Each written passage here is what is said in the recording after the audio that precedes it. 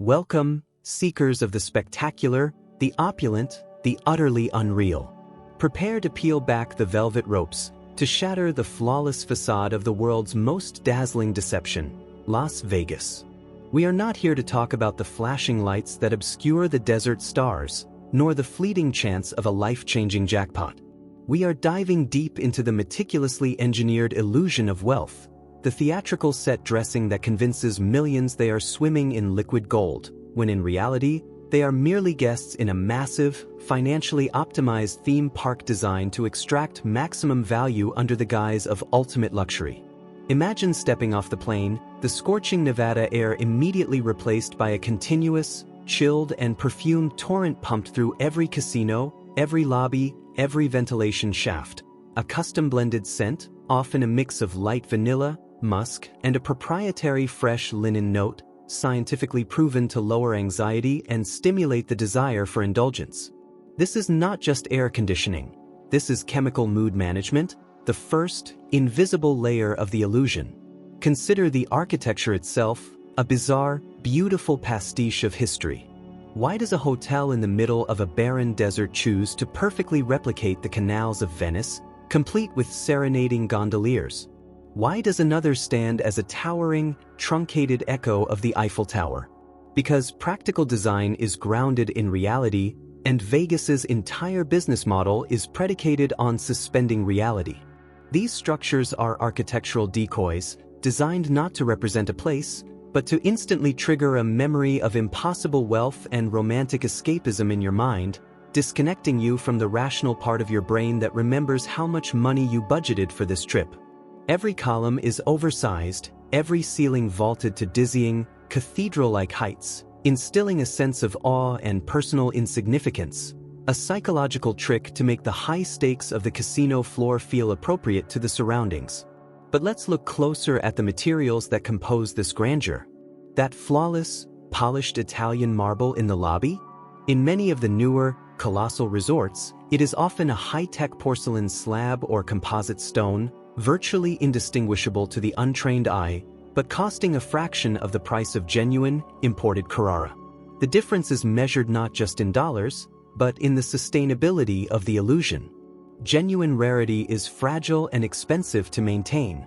The Vegas luxury is rugged, scalable, and designed for millions of footsteps per year. The gold accents? They are almost universally a high-quality, PVD-coated brass or bronze alloy, shining brighter and resisting tarnish far longer than genuine, softer gold leaf. The luxury is skin-deep, a meticulously crafted, durable veneer. The lighting is another masterstroke of deception.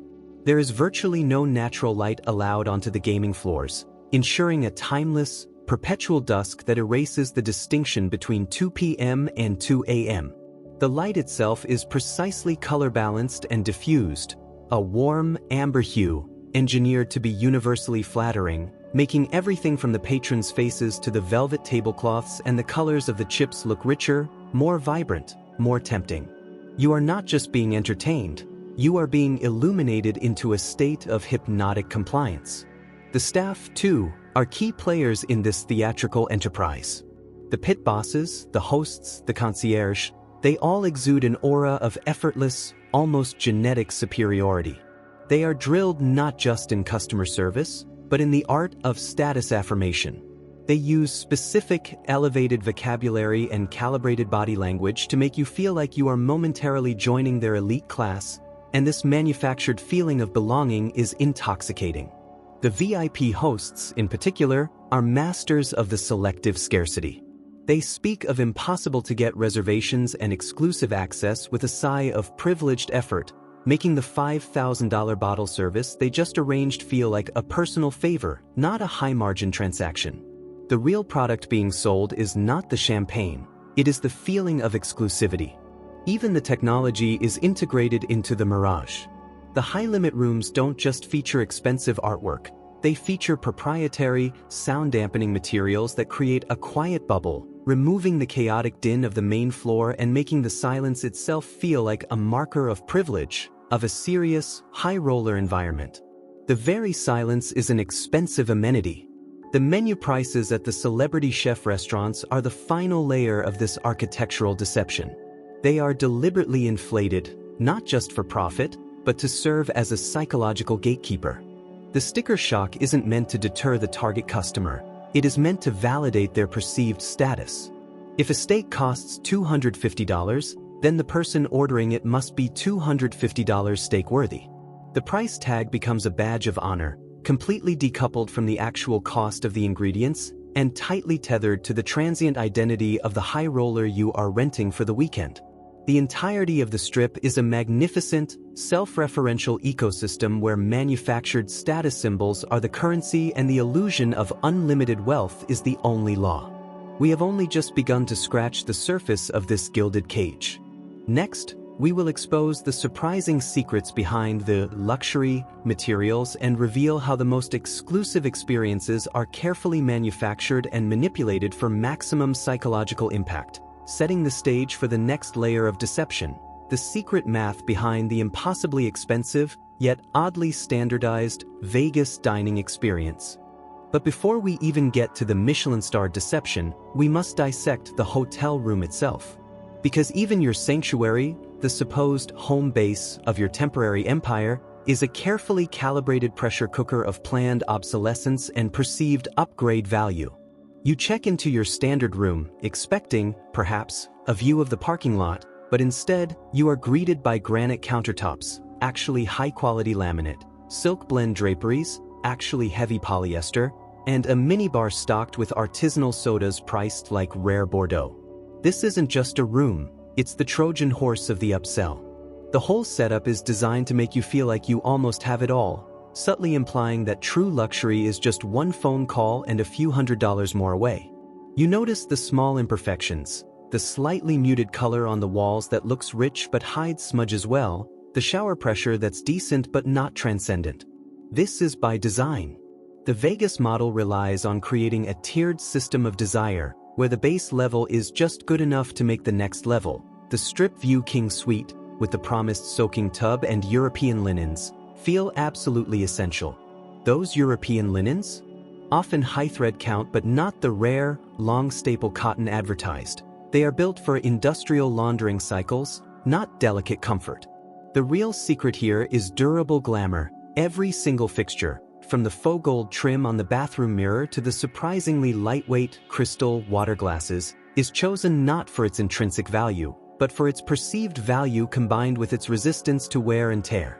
They use materials that look like $1 million but require minimal maintenance. Think about the carpet. It's custom designed, yes, but its intricate, dizzying patterns are deliberately chosen to camouflage stains and tracks, allowing the cleaning staff to focus on quick turnover rather than deep, costly restoration. The sheer volume of rooms, some resorts boast over 4,000 units, means that traditional, high-maintenance luxury materials are simply unfeasible. You aren't paying for marble, you are paying for the effect of marble, which is delivered via technologically superior, mass-produced composites.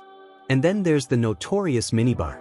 Its contents are placed on pressure-sensitive pads tied directly into the billing system. That $12 bottle of Fiji water? It's not there to quench your thirst, it's a test of your wealth fantasy. By removing that bottle, you signal to yourself that you are above worrying about a trivial $12 charge, reinforcing the high-roller identity the casino has so meticulously constructed for you. If you won't flinch at the minibar, why would you flinch at a $100 bet? The room service menus are similarly weaponized, featuring a handful of genuinely premium items alongside dozens of dishes with massive profit margins, all elevated by flowery, descriptive language designed to justify a 400% markup on a club sandwich. The high-end steak, the one priced at $150, might be a fantastic cut, but the real profit lies in the $40 side of truffle fries, a luxury ingredient applied to a cheap base, creating the perception of a lavish meal without the corresponding cost. This is the alchemy of pricing, where high prices act as a signifier of quality, not a reflection of material worth. Every single interaction, down to the strategically slow elevator ride that subtly reminds you of the building's massive scale and exclusivity, is engineered to keep your inhibitions low and your aspirational spending high.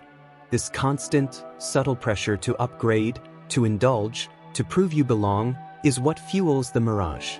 And speaking of indulgence, the most heavily fortified gate to the illusion is the celebrity chef dining experience. Everyone knows you need a reservation months in advance, but what if I told you those sold-out tables are not truly sold out? That many of the best seats are held back not for VIPs, but for the precise moment when the casino can maximize its own profit and psychological dominance? The next segment reveals the dark art of reservation manipulation and how Vegas uses the illusion of scarcity at the dining table to control spending on the gaming floor. The true spectacle, the most financially refined sleight of hand in Las Vegas, takes place not on the casino floor, but at the dinner table. We are talking about the alchemy of pricing extended to its absolute zenith in the realm of celebrity chef dining. Everyone knows you need a reservation months in advance at the newest, hottest spot, but here is the essential secret they don't want you to know. Many of the best tables, the prime 7 p.m. to 9 p.m. slots, are not genuinely sold out.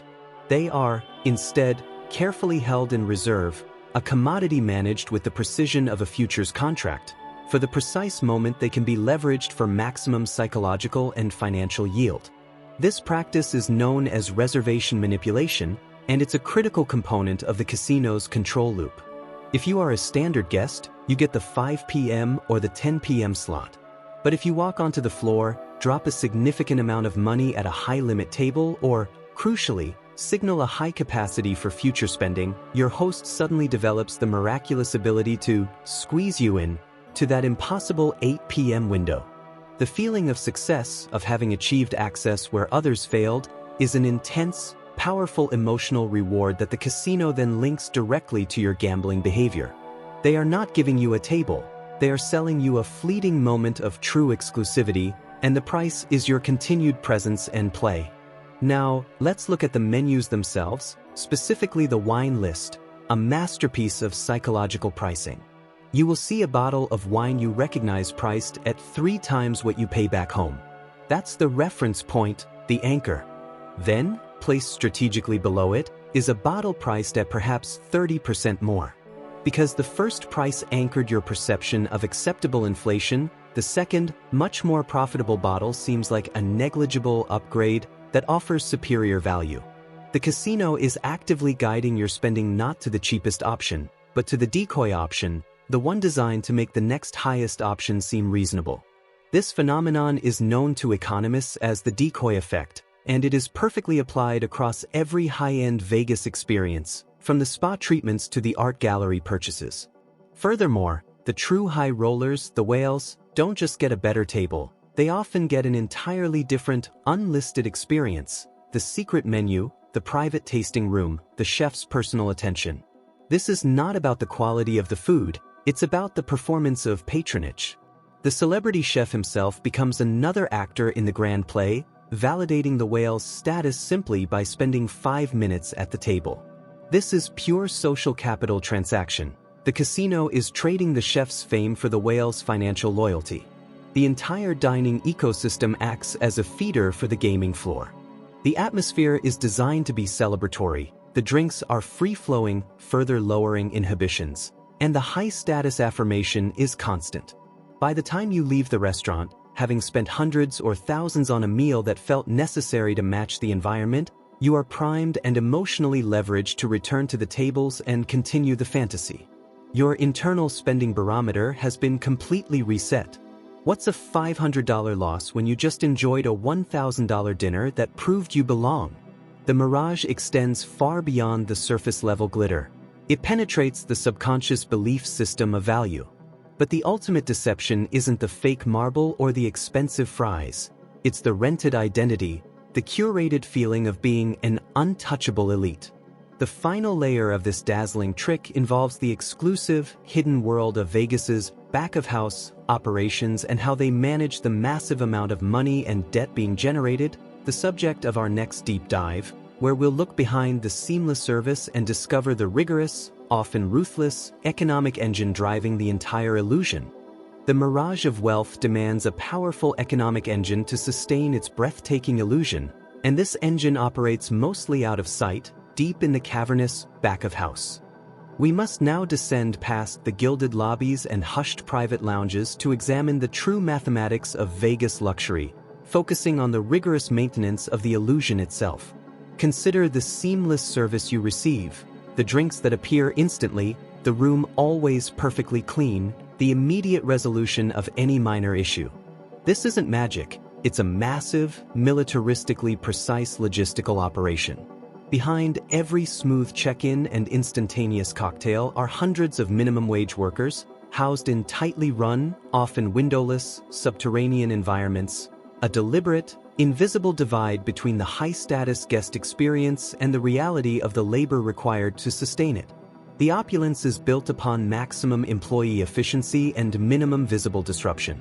The resort design ensures that the movement of all supplies, linens, food, and most importantly money and trash, is conducted via hidden corridors and separate elevators, ensuring the guest never sees anything that breaks the fantasy.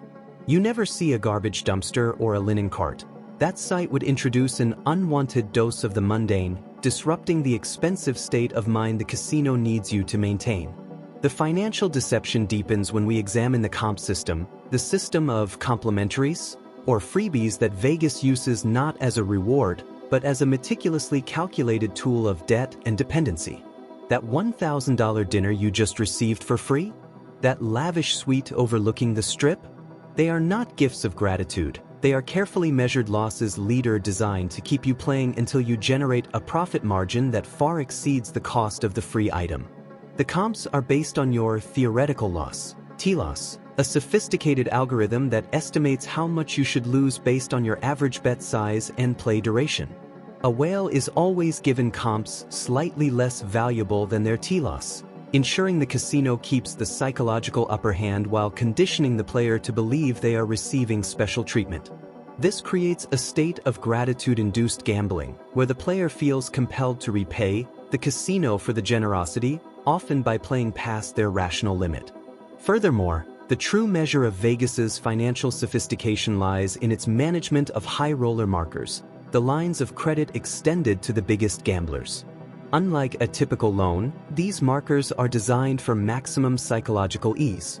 A high roller signs a slip of paper, receives chips, and the money feels entirely abstract, unburdened by the normal weight of currency.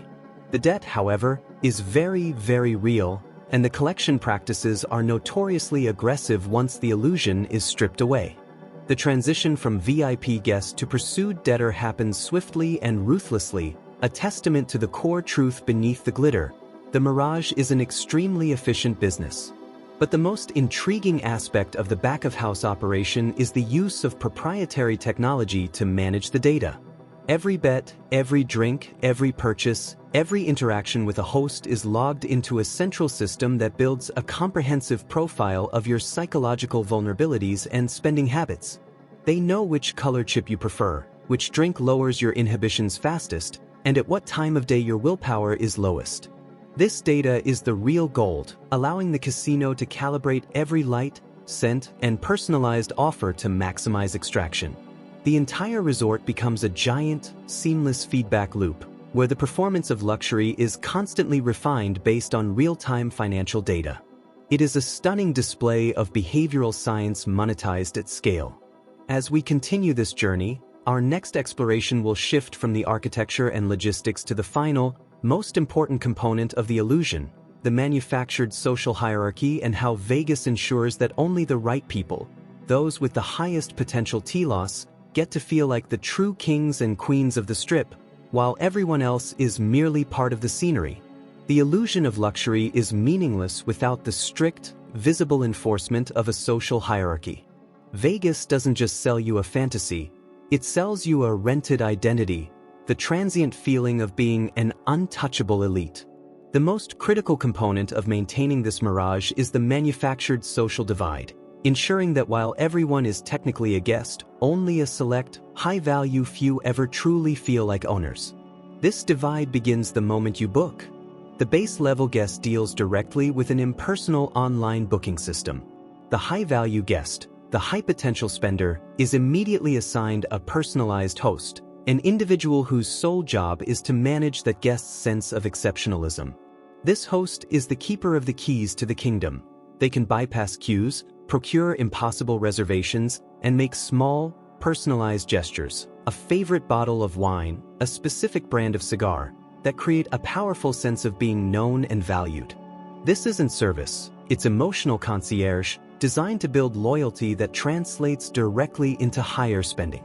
This distinction is physically manifested in the resort's geography. There are the main entrances, bustling and overwhelming, designed for the masses. And then there are the VIP check-in lounges and private entrances, often unmarked or discreetly located, where the only sound is soft jazz and the only scent is a lighter, more expensive perfume blend. Guests using these private spaces move from their black cars directly to their secluded suites without ever encountering the noise, the crowds, or the visual chaos of the general public. This segregation is not merely for convenience, it is a deliberate status signal to both the recipient, "You are too important for the line," and to the casual observer, "Someone very important just walked in." It reinforces the idea that there are levels to the Vegas experience, and the highest level is defined by the absence of inconvenience. This manufactured scarcity extends to the most basic amenities. The best pool chairs, the quietest cabanas, the most secluded spots in the nightclub, they are all deliberately undersupplied relative to demand. They are reserved, often remaining empty until a high roller or a paying VIP decides to use them, creating a visible, tangible symbol of unused privilege that the average guest must walk past. This visible, desirable lack of access subtly incentivizes the masses to spend more in the hope of one day attaining the coveted VIP tag.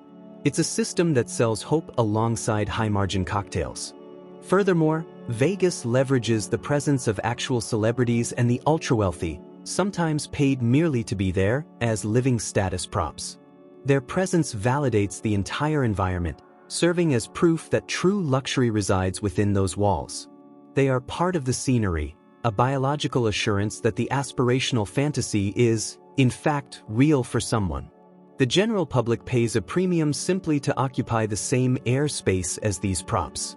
The ultimate success of the manufactured social divide is that it convinces the high-value guest that their extraordinary spending is the reason for their special treatment, not merely the cost of it.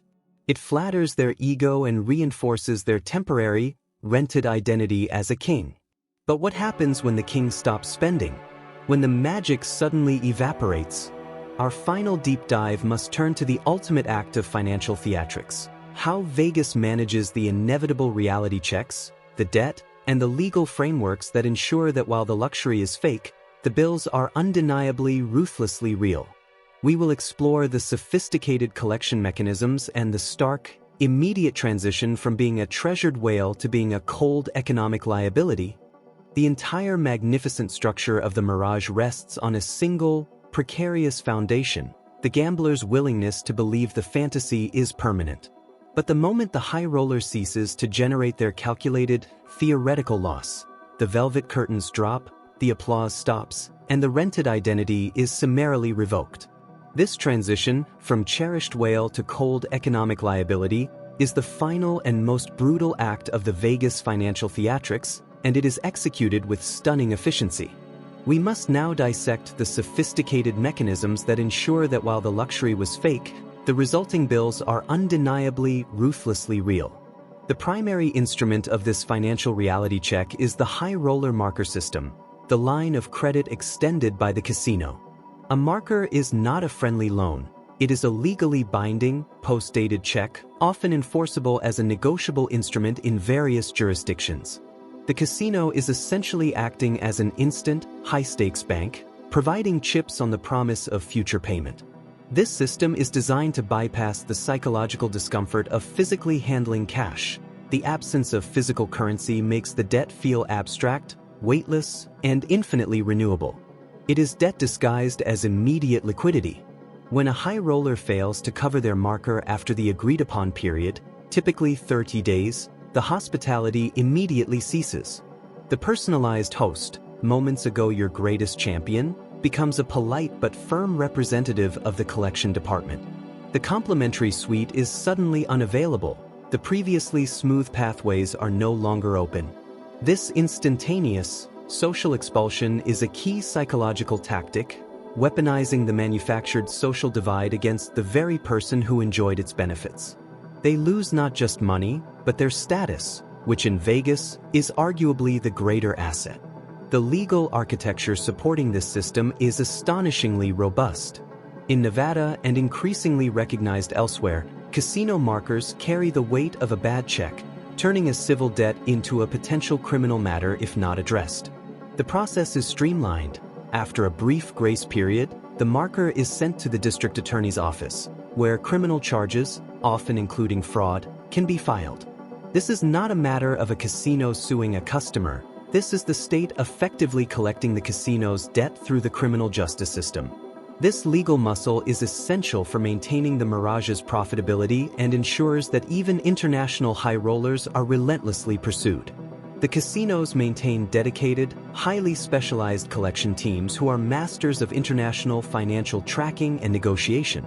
They don't rely on general collection agencies. They utilize proprietary intelligence to track assets, coordinate with foreign legal counsel, and apply relentless, targeted pressure.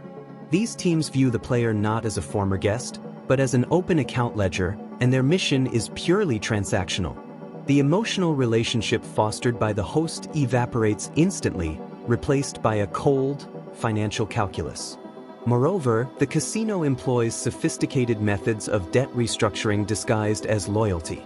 If a player loses enough to be deeply in debt but is still deemed a rehabilitatable asset, someone with enough liquidity to play again, the casino might offer a partial write-down or a structured payment plan. This isn't generosity, it's a strategic investment. They keep the player tied to the casino through an ongoing financial commitment, ensuring future visits and, crucially, retaining access to the player's capital. The illusion of a fresh start is offered, but the financial leash remains tight. The final hidden toll of the Mirage is the cost to the general public who subsidize this elaborate, high-stakes system. Every free drink, every $1,000 complimentary dinner, every luxurious expense built into the comp system is ultimately factored into the operational costs and recouped through the lower payout percentages on the slot machines, the higher minimums on the tables, and the inflated pricing at the restaurants targeting the mass market. The non-VIP visitor is unknowingly contributing to the whale welfare program, funding the illusion that attracts and rewards the small percentage of players who generate the majority of the profit. This segment of the journey has forced us to confront the bedrock of financial rigor beneath the shimmering facade. The mirage of wealth is not an accident. It is an economic machine operating under the cover of spectacle. Our last, concluding part will synthesize all these layers of deception, finally answering the question of who truly benefits from this magnificent, mesmerizing lie, and what lessons the visitor, whether a high roller or a casual tourist, should take away from the world's most successful exercise in controlled aspiration. This is the seventh and final prompt. It will provide the conclusion, summarizing the narrative and delivering the final, overarching message about who benefits from the illusion. Start of Prompt 7, Conclusion. We have navigated the perfumed air of the lobby, seen the durable facades of the faux marble, and witnessed the ruthless efficiency of the back-of-house logistics. We have tracked the financial choreography from the $12 minibar decoy to the multi-million-dollar markers enforced by the criminal justice system. The final act of the Mirage of Wealth is to answer the fundamental question that has underscored this entire journey. Who truly benefits from this magnificent, mesmerizing lie? The immediate answer seems simple: the casino owners and the major corporate entities that operate the strip. But the truth is, the beneficiary list is far wider and far more complexly woven into the fabric of the modern aspirational economy. First, the casinos benefit from a state of hyper-optimized profit extraction. They have perfected the art of behavioral economics, turning the resort into a vast, seamless feedback loop where every light, every sound, and every personalized interaction is designed to maximize a player's theoretical loss.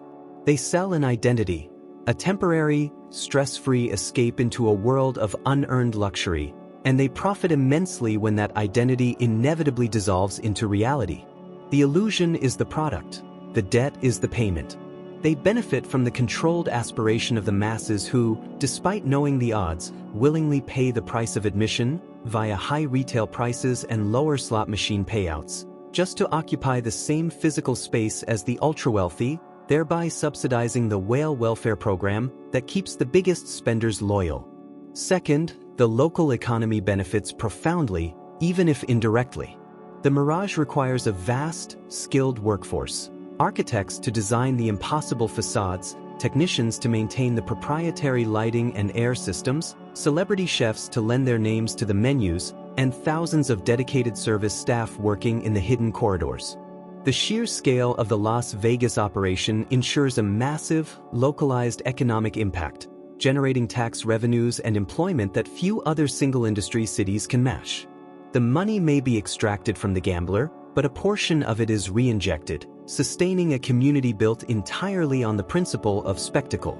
This is the paradoxical truth. The illusion, though fake, creates very real jobs and very real infrastructure.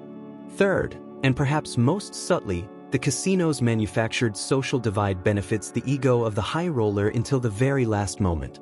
For a brief, intoxicating period, the illusion confirms their self-worth. The personalized host, the private entrance, the sudden availability of an impossible table, these acts of emotional concierge feed a powerful, transient feeling of being an untouchable king. They are paying a premium to rent an identity that validates their success, regardless of the ultimate financial cost. The casino's greatest trick is convincing the biggest spender that the exceptional treatment is a right, not a cost. So, what should the intelligent visitor take away from this dazzling, deceptive city? The lesson is not to avoid the spectacle, but to understand the rules of the performance. The mirage of wealth is not a natural phenomenon. It is a meticulously engineered theatrical experience. Your experience is not organic. It is a carefully managed script. The key to surviving the financial physics of Vegas is to enjoy the illusion without buying the identity. Marvel at the faux marble, appreciate the durable glamour, and accept the free drinks as a marketing cost, not a sign of personal favor. Know that the moment of greatest risk is the moment you feel the most exclusive, the most untouchable. That feeling is the casino's most expensive and most profitable product. The mirage of wealth, therefore, is not a failure of honesty. It is a stunning triumph of applied psychology and financial engineering. It stands as the world's most successful, breathtakingly beautiful lie, and its success is a powerful testament to humanity's eternal appetite for aspiration and escape. The lights will never dim, the fountains will never cease their dance, and the air will forever be scented with success, but now, you know what lies beneath the surface. You've seen the wires, the laminated materials, and the cold math that fuels the fire. You can admire the magic, but you no longer have to be fooled by it. The show is over, and the final bill, for those who choose to buy the dream, is always due.